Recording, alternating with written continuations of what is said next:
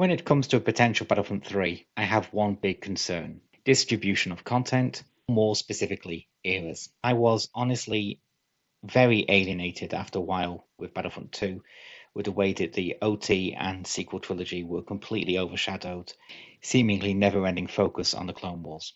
And so my plea is essentially that all three main eras are fully represented, and that when it comes time to expand the game with updates, each era takes a turn. Doesn't matter which order it is, as long as once you've done OT, you either do sequel or you do prequel, and once you've done those, you do the other, and then you loop back around to the beginning and start over. Having jumped back in and finding out that the sequel era maps are actually really popular online was a real big boost. That made me very happy. But the way those maps were left behind by DICE, with broken skyboxes, essentially the system they have called Battle Beyond was broken in the single player variants of these maps, and it spawned the wrong versions of background starfighters. Some of the OT maps have broken textures, where instead of showing OT era telemetry, they show Clone Wars era telemetry. The next Battlefront cannot afford to do those same mistakes. All eras need to be treated with infinite respect and infinite reverence, and each era needs to take turns. We can't just have one era dominate. And then, of course, after launch, or even included in the base game,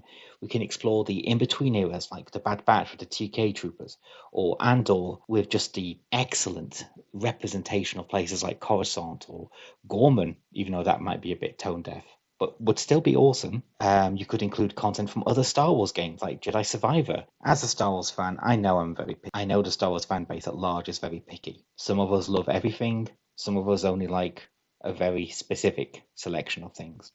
And seemingly some of us like absolutely nothing. But the important thing is that this theoretical game respects all eras, all players, all fans, and builds to a greater game with more features like cross-era maps, so that you could have, say, the OT on Naboo, or the sequel trilogy on Naboo, or maybe the prequels on Takodana, and vice versa.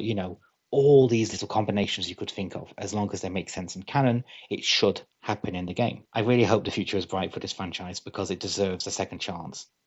Also, there seems to be a very healthy player base on the OT and sequel trilogy maps, or their playlists, or whatever we're calling them this cycle. And I think it's just time to jump on, right? If you've been missing it's just perfect time to jump in. Every single era is being played right now. It's absolutely a blast, which is also a great mode. Yeah, I'm just going to leave the video there. That was a unintentional pun.